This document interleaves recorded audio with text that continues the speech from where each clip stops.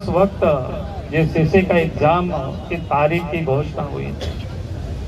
हमें याद है कि 2-3 दिन पहले से कई जगहों से लड़के लोग टेलीफोन कर रहे थे कि सर सीट बेचा जा रहा है। लोग बता रहे थे टेलीफोन करके 35 लाख 50 लाख।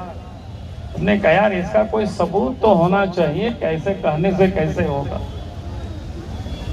बेचारा सबूत कैसे इकट्ठा कर सकता है, लेकिन लोग कह रहे थे। ये तो सब जगह से शिकायतें आ रही थी और वास्तव में शिकायत सुन करके मन को बड़ी बेचैनी होती थी कि भाई क्या हो रहा है राज्य में। इस प्रकार की स्थिति ये सिर्फ बच्चों के भविष्य के साथ ही नहीं बल्कि झारखंड के भविष्य को भी बर्बाद करने की ये तैयारी हो रही है। और उस समय से ये बात चल रही थी कि भाई इसका तो इस प्रकार के जो हालात है वो कतई नौजवानों को बर्दाश्त नहीं करना चाहिए। नौजवान ही नहीं बल्कि संपूर्ण झारखंड वासियों को भी इस प्रकार के कदाचार को कभी बर्दाश्त नहीं करना चाहिए। क्योंकि आज जॉब के लिए कोई 35 लाख 40 लाख 50 लाख रुपया वसूल करेंगे तो एक प्रकार से एक तो उन होनहार छात्रों का जो माड़ भात खा करके गरीब माँ बाप बच्चों को पढ़ाते हैं, बच्चे दिन रात मेहनत करते हैं, परिश्रम करते हैं ताकि किसी प्रकार से वो सफल हो जाए,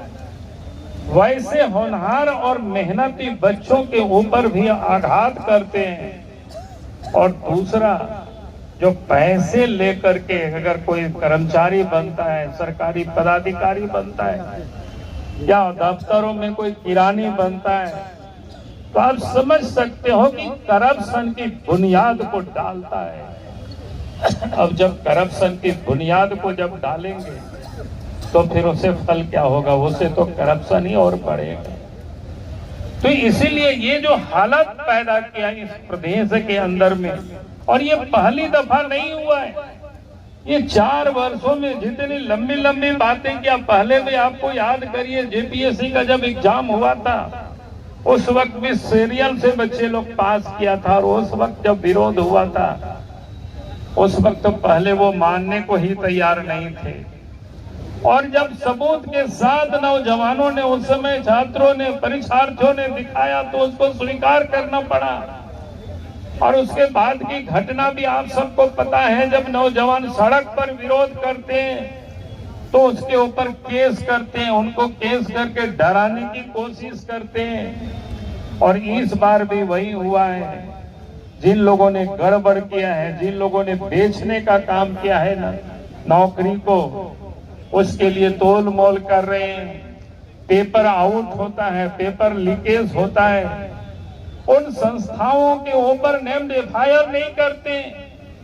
जो संस्थान में जो लोग बैठे हुए उन लोगों के ऊपर एफआईआर नहीं करते। आखिर इतनी बड़ी गड़बड़ी कैसे हो सकता है?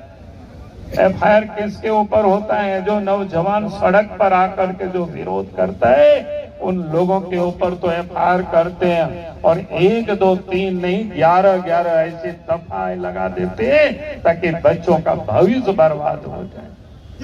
और इतना ही नहीं बल्कि कानून भी उन्होंने ऐसी बनाया। पिछले दिनों आप सबने देखा होगा, मानवों ने तो विधानसभा में भी उसका विरोध किया था। उसमें उन्होंने उन लोगों का भी जो छात्र विरोध करेंगे कदाचार की, जो इस प्रकार की गड़बड़ी होगा उसका जो आवाज उठाएंगे उनके ऊपर भी वो केस करेंगे ताकि उस आवाज को भी दबाने की एक कोशिश करते हैं। इसलिए आज मैं यही कहने के लिए आया हूँ। आज जो झारखंड प्रदेश में पहले हेमंत सोरेन के नेतृत्व में क्या कहते हैं उसको पार्ट 1 की सरकार थी, अब पार्ट 2 की सरकार तो अभी तुरंत बनी है। लेकिन ये क्या करेंगे? ये तो लोग कहते हैं ना पूत के क्या कहते हैं, पूत के पांव पालने में ही पहचाना जाता है।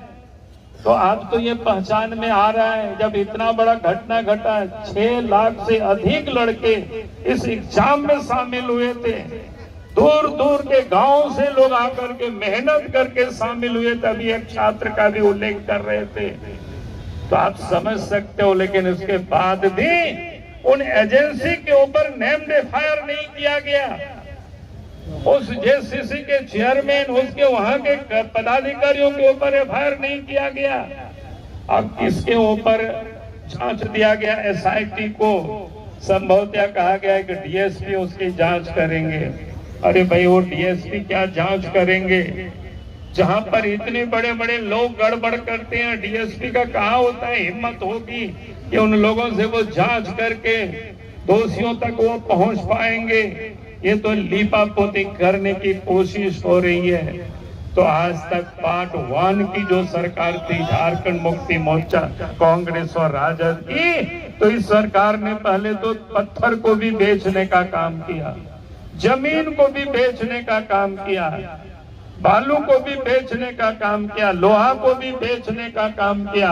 अब तो झारखंड के बच्चों के भविष्य को भी बेचने का काम कर रहे हैं। तो ऐसी सरकार को अब इस राज्य से उखाड़ने में ही फायदा है और उसके लिए हमें लड़ना, क्योंकि आज इस तरह है, अब एक भी एग्जाम वो सही तरीके से नहीं करा पा रहे, तो उसे क्या राज संभलेगा? क्या वो राज्य में वो कर सकते? तो आज जो ये प्रदेश की जो हालात है वो किसी से छुपा हुआ नहीं है। और आप देखे होंगे जिस प्रकार से इन्होंने गड़बड़ किया है, तो आज चंपई सोरेन जी से मैं कहूंगा कि अब याद रखना, अगर आपने कहा कि उसी रास्ते पर उस काम को आगे बढ़ाएंगे, तो जैसे हेमंत सोरेन का ठिकाना होटवार जेल बना है, तो आने वाला कल अगर आप भी उसी रास्ते पर चलेंगे तो आपके लिए भी जगह वहीं सुरक्षित करा दी जाएगी। बेनामी संपत्ति इन्होंने किस प्रकार से अर्जित किया है? कहीं एक डॉक्यूमेंट है, दस्तावेज है, नाम बदल बदल करके इस व्यक्ति ने जमीन लिया है। हेमंत सोरेन का नाम हम सब लोगों ने सुना है, बसंत सोरेन का नाम हम लोगों ने सुना है, शिबू सोरेन का नाम हम लोगों ने सुना है, दुर्गा सोरेन का नाम हम लोगों ने सुना है। लेकिन नाम बदला तो कहीं कुमार लग गया, नाम बदला तो कहीं प्रसाद लग गया, नाम बदला तो शिबू नहीं शिव हो गए। क्या बताएंगे ये? भाई, आप नाम बदल बदल करके दूसरों के नाम से आप करते हैं। आप कहते मेरे नाम से वो 8.5 एकड़ जमीन नहीं है, आपके नाम से होता तो फिर दूसरा केस होता, मनी लॉन्ड्रिंग की नहीं होती।